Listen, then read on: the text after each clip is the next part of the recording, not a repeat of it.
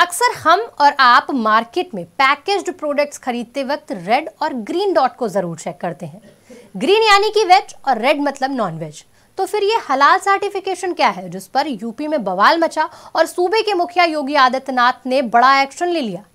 कहा गया कि हलाल सर्टिफिकेट वाले प्रोडक्ट्स की बिक्री अब बंद हो गई है, जिसके पीछे की वजह बताई गई हलाल सर्टिफिकेट देने वाली कंपनियां जो अवैध बिजनेस कर गोरख धंधा चला रही थी। लेकिन सवाल अब भी वही है कि हलाल सर्टिफिकेट आखिर है क्या। तो चलिए इस वीडियो में जान लेते हैं कि आखिर ये भला क्या है। हलाल सर्टिफिकेशन जानने से पहले सबसे पहले हमें हलाल शब्द को समझना पड़ेगा। इस्लाम के मुताबिक जिस चीज की इजाजत है वो हलाल है और जिस चीज की पाबंदी है वो हराम है। हलाल को इस्लामिक कानून में उचित माना जाता है। अब बात हलाल सर्टिफिकेट की। हलाल सर्टिफिकेट नॉन वेज प्रोडक्ट्स को दिया जाता है।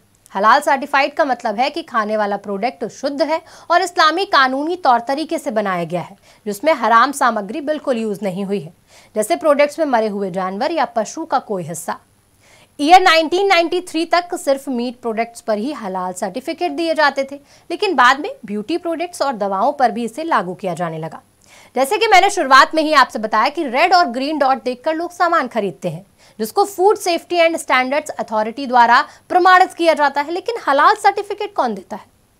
इस्लामिक देशों में इस्लामिक संगठन हलाल सर्टिफिकेट देते हैं, लेकिन भारत में करीब 12 कंपनियां ये सर्टिफिकेट देती हैं, जो इस्लामी कानूनी के तहत होता है।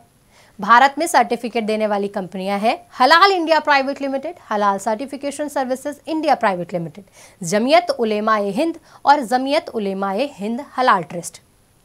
अब सवाल यह है कि यूपी में हलाल सर्टिफिकेशन पर यह एक्शन क्यों लिया गया और इस एक्शन पर सियासत क्यों हुई?